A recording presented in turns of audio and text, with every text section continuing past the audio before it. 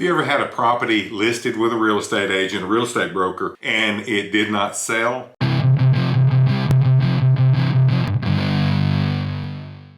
Hey, I know how frustrating that can be because I've had to listen to frustrated clients when their properties did not sell. I listed a property this week and I went and got all the pictures and all the details on the property today, so that's fresh in my mind.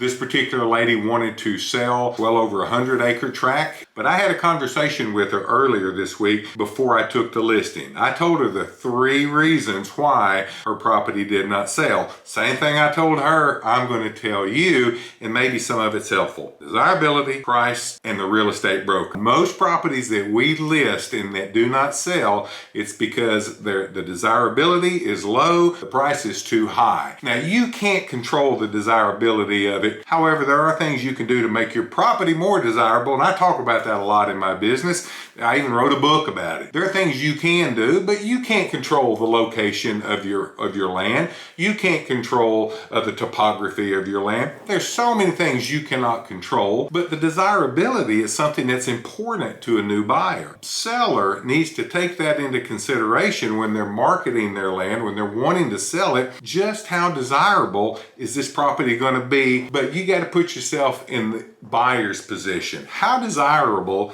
is it to them? Number 2, price. Folks, if it's not priced right, it's not going to sell. Even in this booming real estate market that we find ourselves in right now, if it's overpriced, it's not going to sell. If your rural real estate is overpriced, people are not going to just throw money at your hopes, wishes, and dreams. They're also not going to listen to what your lawyer or your accountant or your best friends tell you the property's worth. The market is never wrong. And if the market is dead solid quiet about a piece of land that you've got on the market or had on the market, chances are there's a problem with desirability or it's overpriced. And those two things go hand in hand, because as desirability lowers, the price ought to go with it. Or as the desirability climbs, it ought to command a higher price. You cannot ignore desirability, you cannot ignore price, and you can't ignore the third thing, is it being marketed properly. That's where I come in and I say, hey, I've got responsibilities in this as well. As a land broker, I should know and understand the best use for your type of property. I should know how to put a value on it so that you can have an idea of what to expect your property to sell for. The real estate broker should bring